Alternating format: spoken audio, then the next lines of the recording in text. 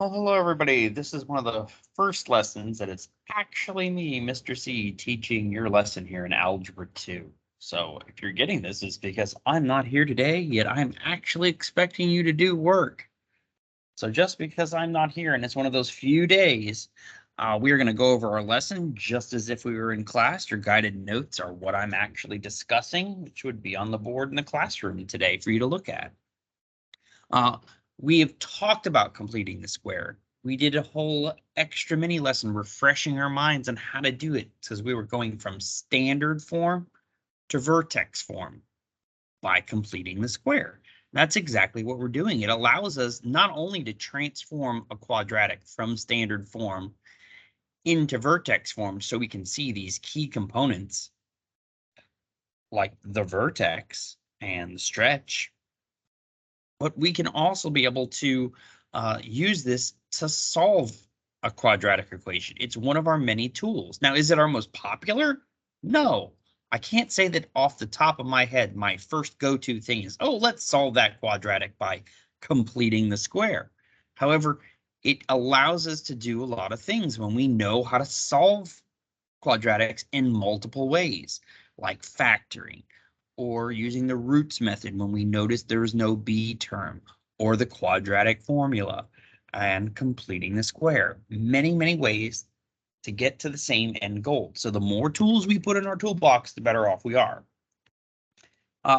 First off, let's just refresh again. Why is vertex form really good for us? So it's saying here's a graph here, right? Then we know which one of the equations is this graph. Well, first thing, look, the graph is inverted. It has been reflected over it's x. So you take a look at that, right? It's reflected in the x axis. So if you look at that, you know, your A is negative. Oh, okay, great. Look, every single choice has it negative. Every single choice has the stretch as being 0.5. So we know it's one of these, right? Now the big thing is the vertex. Look at where the vertex is. It's at 6 and 3. So that right there's your vertex, 6, 3. The axis of symmetry is x equals 6. The y-coordinate, the vertex is 3. So we know our original equation is you're plugging in a positive 6, so that doesn't change our sign. So the inside should have a -6. Yep, it's one of these two. And then we have what? K is a positive 3. And right there, you know that right here, this would be our solution for this particular problem. That's why vertex form is so great. It is amazing when it comes to graphs.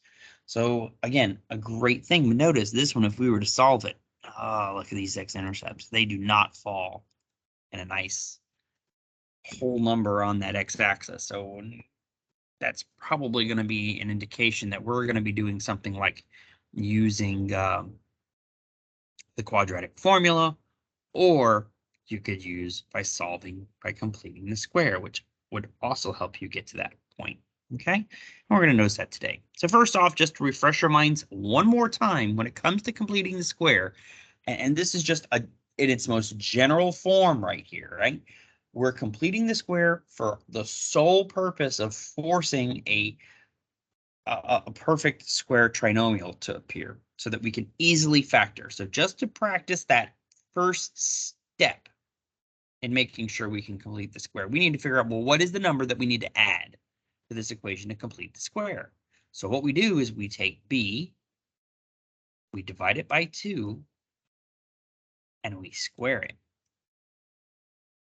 Okay, so in this case, our b is 24. So, oh, I'm sorry, 22. We take 22, divide it by 2, we get 11. And 11 squared is 121. So worst case scenario, you should at least be able to come up with a number that can help you to complete the square. Why do we do this? Okay, so watch, x squared minus 22 plus 121. The purpose of this is to factor. We're not going to use stash and trash and all that. It's so much easier than that. This is a perfect square trinomial. We created it, so we can factor it easily. you're going to open up a binomial, and it's a binomial squared. How do we fill in our pieces? Well, we're going to take the sign, rob the sign of the middle term. You want to take the square root of the first term, which is an x. You take the square root of the last term, which is 11. And like that, you are able to factor this, and it's completely factored. You're ready to go. Okay, move on. Okay. Of course, when we use this process in the actually transforming it into vertex form or actually solving it, there's more going on here, but this is the concept of what we're trying to do, is we're trying to create this perfect square trinomial so then we can go ahead and factor it.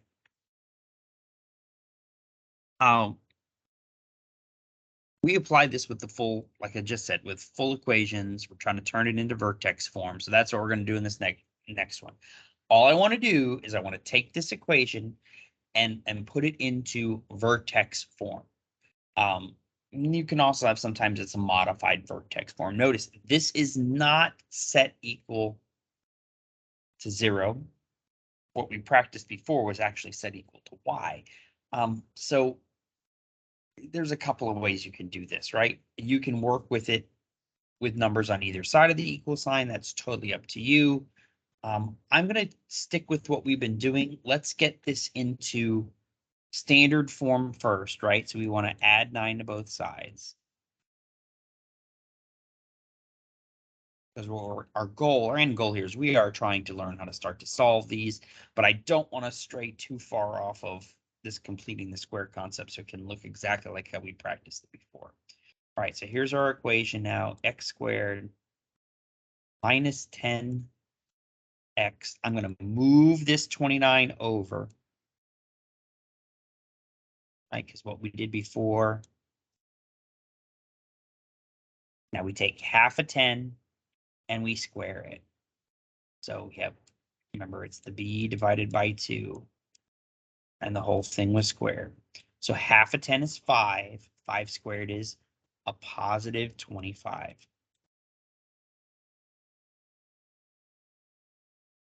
Remember, this thing was set equal to 0 because we moved it. Keep that in your head. Okay. Now we can't just add 25. If we add 25, we also have to subtract 25. Again, the purpose, the sole purpose of doing this entire thing here, right? Doing all of this, that did not highlight correctly, is so that we can be able to factor this perfect square trinomial. So we're going to factor. Rob the sign of the middle term. Take the square root of the first term. Take the square root of the last term. And then we have that extra step because we're dealing with a real equation here. We need to combine these like terms, which leaves us with plus 4.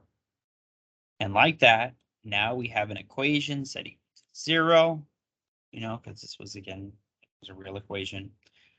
We know our vertex. Our vertex was the point 5, 4. Your axis of symmetry was the vertical line x equals 5. And of course, if we said to solve this, hey, you could solve this. It's not even part of this, but you could solve this, right?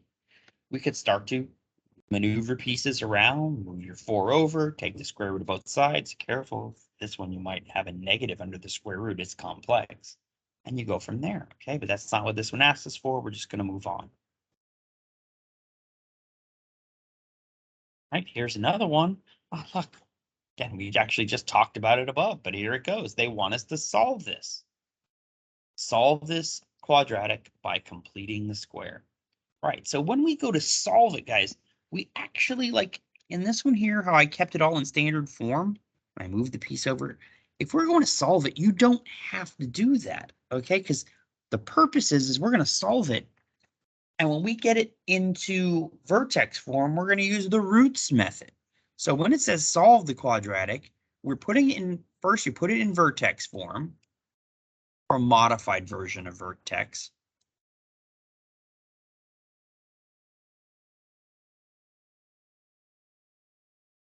Right, put it in vertex form. We'll say ish. And then we're going to use the roots method.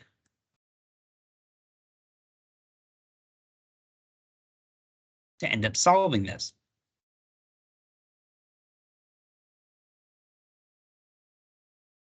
Okay, watch. Here we go. We still right in here, we need a space. So let's start by rewriting this. X squared minus 10x. We're going to leave a space equals negative 24. We need to complete the square. We need a number here that completes the square. So we take b divided by 2 and we square it. And so when we take 10 divided by 2, we get 5, and 5 squared is 25. Notice, since it's an equation, if I add 25 to one side of the equal sign, I have to add it to the other side of the equal sign. Right? It's not much different than what we did up here, right? Except for our equal sign up here was over here. So instead of adding it to the other side, we added it and subtracted it from the same side, which is the same thing. So think about that. We're really not doing anything different, just a little bit modified. All right, the whole purpose of that was so we could factor this. We are trying to factor this. Okay, so here we go. Factoring it. We are going to rob the sign of the middle term. Square root of the first. Square root of the last. Equals, and we combine our like terms, 1. Right? Roots method to solve it. So here we go. To get rid of our square, we have to take the square root of this side. This square will cancel our square root, leaves us with an x minus 5. If you square root one side, you have to plus or minus the square root of the other side, which equals, well, the square root of 1 is 1. So we have plus minus 1. And right here, we add 5 to both sides because we're going to get this x by itself. 5, add the 5. So this is actually 2 equations. We have x plus 1, which is 6. And we have 5 plus 1, which is 6. And 5 minus 1, which is 4. And like that, there is our solution set. Those are the 2 solutions for this equation. X equals 4, x equals 6. Want to get more in depth? All right, here we go. This equation, just for fun, if you're going to 1, 2, 3, 4, 5, 6, right? We know, if I'm looking at this right, our vertex, I'm positive 1 back over, it'd be negative 1. So our vertex was at 5, negative 1.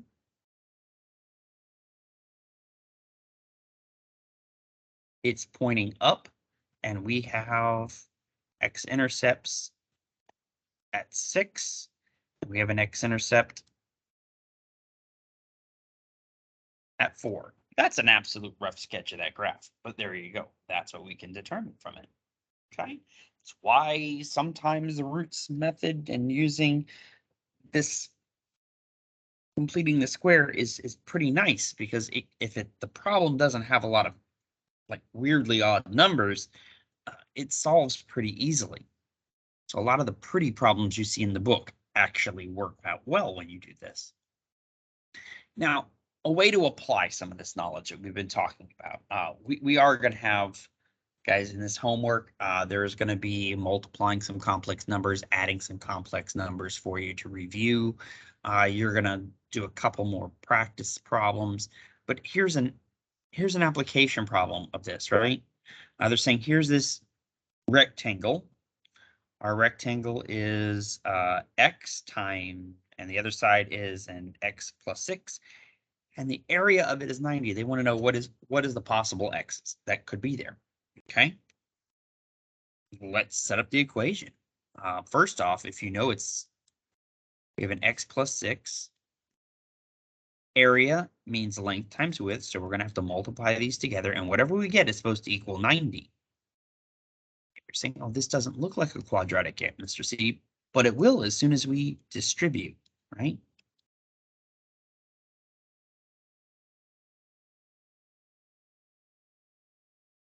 Here's 6x. Now that equals 90. And notice, completing the square method is really helpful for us because we normally said we can't use completing the square when you have a b term, but when you complete the square, you can because you force that perfect square trinomial, which factors into a squared binomial and allows you to basically, technically kind of eliminate that b when you go to solve. So let's go. We're gonna solve this by completing the square. So first off, I need to have a little space here. So I'm going to move this just a bit. Okay, I need to take half of 6 because it's b divided by 2. I have to square it. So half of 6 is 3. 3 squared is a 9. If I add 9 to one side, I have to add 9 to the other side. I end up with 99.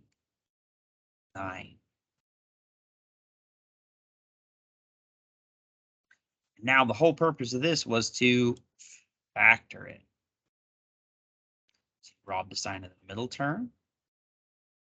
Take the square root of your first term. Take the square root of the last term.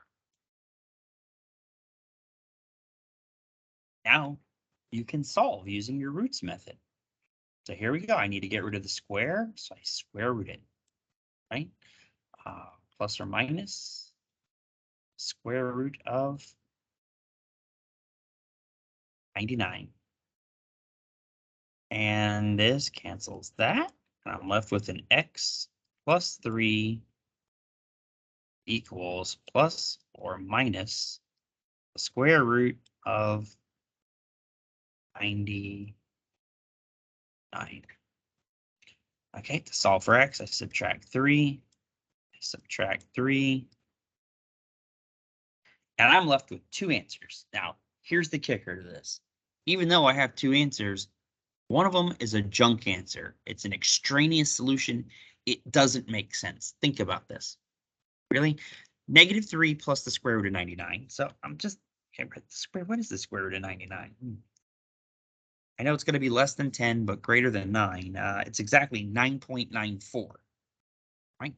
If I have -3 plus 9.94, I'm looking at like around 6.94. This is the positive side would give me a positive result.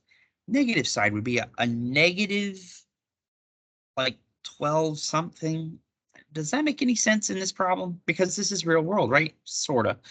I mean, I don't know of any walls that have ever given a dimension of x plus 6, but in the real world, we don't have negative measurements. I'm not measuring a wall and saying, hey, my wall is this x here, this wall is negative 12 point something. So in this case, when we look at this, while we technically get 2 solutions, we only need the one that's going to give us a positive result. So that would be negative, and keeping it exact. -3 plus the square root of 99. And like that, we leave our answer like that in its reduced radical form. Boom, you're good to go, and we're all set. All right. Well, there you go, guys. There's this lesson. Sorry I wasn't there today. I was off in the district doing something else for another class, but that's what it is. I didn't want you guys to lose the lesson. So do this work, copy the notes in your notebook exactly the worst way they're supposed to be, like we did here, and then get in a Delta Math and finish this assignment. Have a great day. See you guys next week.